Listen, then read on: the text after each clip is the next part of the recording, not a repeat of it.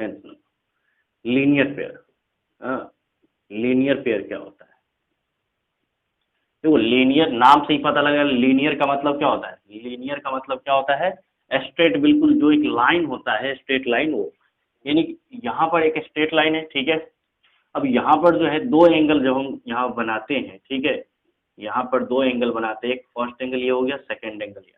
अब यहाँ पर दोनों एंगल, ये एक स्ट्रेट लाइन बन रहा है, तो फर्स्ट एंगल का अगर हम बात करें और सेकंड एंगल का, ठीक है, फर्स्ट एंगल और प्लस एंगल सेकंड, तो 180 डिग्री होगा। क्यों? क्योंकि एक स्ट्रेट लाइन पे दोनों एंगल बन रहे हैं और दोनों का सम कितना होगा? 180 डिग्री। और यही 180 डिग्री जब दो एंगल का सम होता है जो स्ट्रेट लाइन में बनते हैं, तो इसका मतलब क्या है? लीनियर पेयर, यानी दोनों एंगल क्या कहलाते हैं? लीनियर पेयर कहलाते हैं। तो अब आप कहो कि अभी थोड़ी देर पहले सप्लीमेंट्री एंगल पढ़े थे, उसमें वो सम दो एंगल का सम 180 डिग्री था, लेकिन वो सप्लीमेंट्री एंगल में कंडीशन ये था कि दो एंगल अलग अलग बन रहे थे और उन दोनों का सम जो है 180 डिग्री आ रहा था। हम बोल रहे थे कि फर्स्ट एंगल का सप्लीमेंट्री सेकंड और सेकंड का फर्स्ट सप्लीमेंट्री, बट यहाँ पर ये दोनों एंगल एक स्ट्रेट लाइन पर बनता है, ना कि अलग अलग। तो ये आपको ध्यान रखना है, दोनों में फर्क है। अब यहाँ देखते हैं 11th नंबर, हाँ 11th नंबर देखते हैं adjacent angle. Adjacent angle,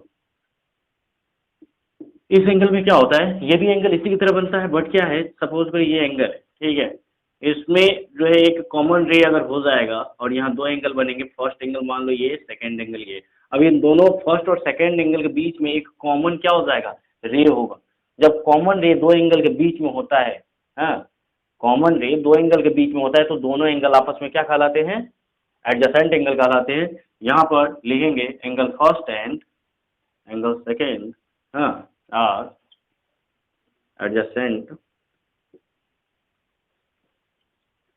angles because, because, ये बिकॉज का साइन होता है, बिकॉज यहाँ पर अगर इसका नाम लिख देते हैं ABCD, ठीक है, बिकॉज BD, ये BD रे जो है, ठीक है, BD रे is common for angle first and second, यानी फर्स्ट एंगल और सेकंड एंगल के लिए BD रे जो है कॉमन है, इसलिए दोनों एंगल क्या कहलाएंगे? एडजेसेंट एंगल कहलाएंगे। क्लियर स्टूडेंट यहाँ पे? अब यहाँ पे देखते हैं next, vertically opposite angle, 12th number, vertically opposite angle. Vertically opposite angle क्या होता है? जब दो लाइन एक दूसरे को क्या करते हैं? इंटरसेक्ट करते हैं एक पॉइंट पे, समझना है इसी को। जब दो लाइन एक दूसरे को इंटरसेक्ट करते हैं पॉइंट पे, तो यहाँ पर जो है फर्स्ट एंगल बनेगा, सेकेंड एंगल बनेगा, थर्ड एंगल बनेगा एंड फोर्थ एंगल बनेगा। अब ये जो फर्स्ट एंगल है, इसके सामने क्या बन रहा है? Third angle. तो ध्यान रखना, जब भी दो लाइन बनता है, मतलब जब भी दो लाइन एक दूसरे को स्ट्रेट लाइन कट करते हैं, तो यहाँ पर जो एंगल आमने सामने की बनती है, ठीक है, वो आमने सामने के एंगल क्या होते हैं? इक्वल होते हैं, और ये एंगल क्या कहलाएंगे? वर्टिकली अपोजिट एंगल कहलाएंगे। वर्टिकली मतलब वर्टेक्स के सामने बिल्कुल उसके अपोजिट में जो एंगल बनता है उसे हम वर्टिकली अपोजिट एंगल कहते हैं।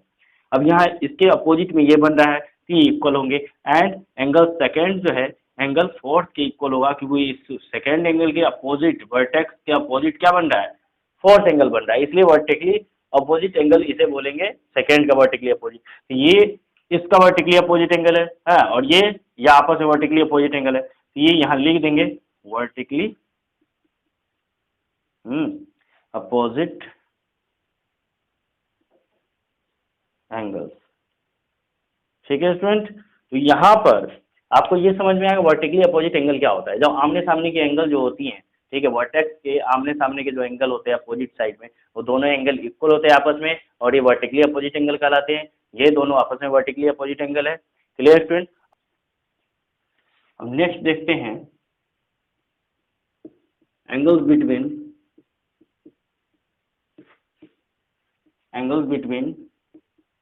To parallel lines. Clear student? यहाँ पर एंगल जो है हम देखेंगे, लेकिन कैसा? दो पैरेलल लाइन के बीच में जो बनेगा उसे। ठीक है, अब यहाँ पर हम एक दो पैरेलल लाइन खींच रहे हैं, दो पैरेलल लाइन, और इसको थर्ड लाइन क्या कर रहा है, कोई कट कर रहा है। अब यहाँ पर आपको हम लाइन में पढ़ाए थे कि ये दोनों आपस में क्या है, पैरेलल लाइन है। जैसे सपोज करो इसको m मान लेते हैं लाइन को, इसको n मान लेते हैं और इसको l मान लेते हैं। तो जो m और n क्या है, m पैरेलल है किसके, n के, इसको पैरेलल पढ़ा जाता है, पैरेलल, m पैरेलल है n, ठीक है। यानी m n जो लाइन है आपस में पैरेलल लाइन है, यानी कि हर जगह दोनों आपस में बराबर डिस्टेंस पे है। अब यहाँ l जो है, l क्या है, l इज ट्रांसवर्सल लाइन। ये आपको हम पढ़ाए थे, ट्रांसवर्सल लाइन क्या होता है। एल जो है ट्रांसवर्सल लाइन है, एम एन क्या है, पैरेलल लाइन है, ठीक है। एम एंड एन और पैरेलल, पैरेलल का साइन लिख देते हैं, ये पैरेलल का साइन होता है, पैरेलल लाइन। क्लियर स्टूडेंट, यानी एम और एन जो है पैरेलल लाइन है और एल जो है ट्रांसवर्सल लाइन है। क्यों, जब दो पैरेलल लाइन को कोई थर्ड लाइन कट करता है तो वो क्या कहलाता है, ट्रांसवर्सल लाइन कहलाता है। अब यहाँ पर एंगल हम देखते हैं, एंगल जो है यहाँ पर फर्स्ट, हाँ, यहाँ पर ये सेकेंड एंगल, यहाँ थर्ड एंगल, यहाँ फोर्थ एंगल, और यहाँ पर फिफ्थ एंगल, यहाँ सिक्स्थ एंगल, और यहाँ सेवेंथ एंगल, ठीक है। ऐसे करते हैं, फिफ्थ, सिक्स्थ, सेवेंथ, एट, ठीक है स्टूडेंट। तो यहाँ पर हमने एंगल जो है कितने बन रहे हैं, टोटल एंगल 8 एंगल बन रहे हैं, ठीक है। तो यहाँ पर एक एक करके सभी एंगल को हम लिखेंगे। तो पहला एंगल हम लिखने जा रहे हैं वर्टिकली अपोजिट। देखो यहाँ पर वर्टिकली अपोजिट ये दोनों हैं, ये दोनों वर्टिकली अपोजिट है, अभी थोड़ी देर पहले पढ़े हैं, ये वर्टिकली अपोजिट है ये। तो अब यहाँ पर लिखते हैं पहला vertically opposite angle. Vertically opposite angle कौन कौन है, हाँ, तो एंगल फर्स्ट जो है एंगल थर्ड के वर्टिकली अपोजिट है, एंगल सेकेंड एंगल फोर्थ के वर्टिकली अपोजिट है, एंगल 5 एंगल 7 के वर्टिकली अपोजिट है, और एंगल 6 जो है एंगल 8 के वर्टिकली अपोजिट है, ठीक है। तो ये सारे क्या है, वर्टिकली अपोजिट एंगल, यहाँ पर लिखने की जरूरत नहीं है, सभी के सभी वर्टिकली अपोजिट एंगल है, क्लियर है। वन जो और 3 जो है ये वर्टिकली आपस में, ये आपस में, ये आपस में, मतलब ये आमने सामने के जो एंगल है वर्टिकली अपोजिट एंगल कहलाएंगे, ठीक है। अब नेक्स्ट देखते हैं इसमें सेकेंड नंबर पे करस्पॉन्डिंग एंगल। करस्पॉन्डिंग एंगल क्या होता है, करस्पॉन्डिंग एंगल, ठीक है। करस्पॉन्डिंग एंगल क्या होता है, तो यहाँ पर देखते हैं, देखो एक ही, ये ट्रांसवर्सल लाइन के एक ही साइड का एंगल हमें लेना है, ध्यान रखना, ट्रांसवर्सल लाइन का एक ही साइड का एंगल लेना है, और एक अंदर का लेना है तो एक बाहर का लेना है, ध्यान रखना, एक अंदर का एक बाहर का। अब ये नहीं कि एक अंदर का ले लिए बाहर का, नहीं, ऐसा नहीं होगा, ये अंदर का और बाहर का नहीं, यहाँ पर ये अंदर का ये एंगल ले रहे हैं, यानी इंटीरियर एंगल ये ले रहे हैं, तो एक्सटीरियर लेना है इसी साइड में, ट्रांसवर्सल लाइन के एक ही साइड। अब हम इसका मतलब 4 जो है किसका मतलब करस्पॉन्डिंग एंगल 8 का, ठीक है। और यहाँ पर अगर बात करें 3 तो 7 का, ठीक है, करस्पॉन्डिंग है। और नेक्स्ट बात करते हैं फिफ्थ, तो फिफ्थ किसका करस्पॉन्डिंग है, 1 का, तो फिफ्थ का बात करते हैं तो ये 1 के करस्पॉन्डिंग है। और अगर बात करें 6 का, ये किसके करस्पॉन्डिंग है, 6 का बात कर रहे हैं तो सेकेंड के करस्पॉन्डिंग है, ठीक है स्टूडेंट। तो यहाँ तक आपको समझ में आ गया करस्पॉन्डिंग एंगल क्या होता है। जो एक एंगल इंटीरियर एंगल लेना है, हाँ, और दूसरा एक्सटीरियर लेना है, और ट्रांसवर्सल लाइन के एक ही साइड का एंगल लेना है, तो वो क्या कहलाते हैं, करस्पॉन्डिंग एंगल कहलाते हैं। अब यहाँ पर नेक्स्ट देखते हैं, इसको हम इरेज कर दे रहे हैं। अब नेक्स्ट देखते हैं थर्ड नंबर पे, ठीक है। थर्ड नंबर पे क्या देख रहे हैं हम, तो इंटीरियर अपोजिट एंगल देख रहे हैं, हाँ, या पहले इंटीरियर एंगल देखते हैं, इंटीरियर एंगल्स। इंटीरियर एंगल्स कौन कौन है, ठीक है, तो एंगल 4, एंगल 3 और एंगल 5 एंड एंगल 6, ये सारे इंटीरियर एंगल, ठीक है। फोर्थ नंबर पे देखते हैं एक्सटीरियर एंगल क्या क्या है, एक्सटीरियर एंगल। एक्सटीरियर एंगल देखते हैं, एक्सटीरियर एंगल कौन कौन है, फर्स्ट, सेकेंड, 7 एंड 8, यानी कि इन दोनों पैरेलल लाइन के बीच में जो अंदर में बना है उसे इंटीरियर बोलेंगे, जो बाहर बना है एक्सटीरियर हो गया, ठीक है स्टूडेंट। अब यहाँ 5th नंबर देखते हैं, इंटीरियर अपोजिट एंगल।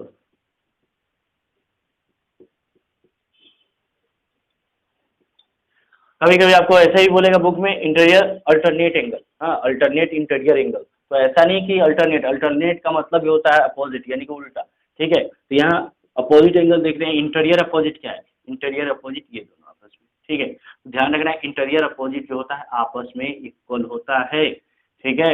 और ये इंटीरियर अपोजिट 3 का 5, ठीक है। तो ये 3 का जो इंटीरियर अपोजिट क्या है 5 है, तो ये आपस में इक्वल है। 6 नंबर में देखते हैं, 6 नंबर में देखते हैं एक्सटीरियर,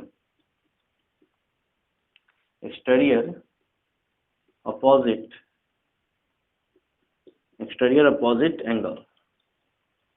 अब यहाँ एक्सटीरियर अपोजिट एंगल देख रहे हैं, तो यहाँ पर ये एंगल फर्स्ट लेते हैं तो इसका अपोजिट जो है एक्सटीरियर यानी बाहर की तरफ ही देखना है, तो क्या है 7, यानी कि फर्स्ट एंगल 7 एंगल का क्या है एक्सटीरियर अपोजिट एंगल 7 7 7, और सेकेंड एंगल 8 का एक्सटीरियर अपोजिट एंगल, ठीक है। तो एक्सटीरियर अपोजिट आपस में इक्वल होते हैं, इंटीरियर अपोजिट आपस में इक्वल होते हैं। क्लियर स्टूडेंट, समझने की चीजें हैं।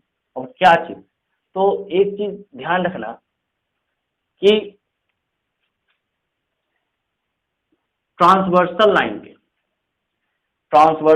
के एक ही साइड का दो एंगल, ट्रांसवर्सल लाइन के एक ही साइड का दो एंगल अगर हम लेते हैं तो उसका सम 180 डिग्री होता है, ठीक है।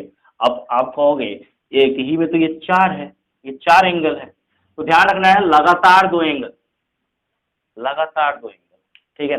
अब इसका मतलब ये नहीं कि हमने 8 ले लिया फिर 4 ले लिया एक ही साइड का, नहीं, लगातार दो एंगल लेने, कोई सा भी लगातार दो ले सकते हैं। अब चलो हम देखते हैं, ठीक है। ट्रांसवर्सल लाइन के एक ही साइड का दो कंसेक्यूटिव एंगल, दो कंसेक्यूटिव एंगल यानी लगातार दो एंगल हम लेते हैं यहाँ फर्स्ट और प्लस 4, कितना होगा इसका सम 180 डिग्री होगा, ध्यान रखना है। नेक्स्ट लेते हैं 4 और प्लस 5, कितना सम होगा 180 डिग्री।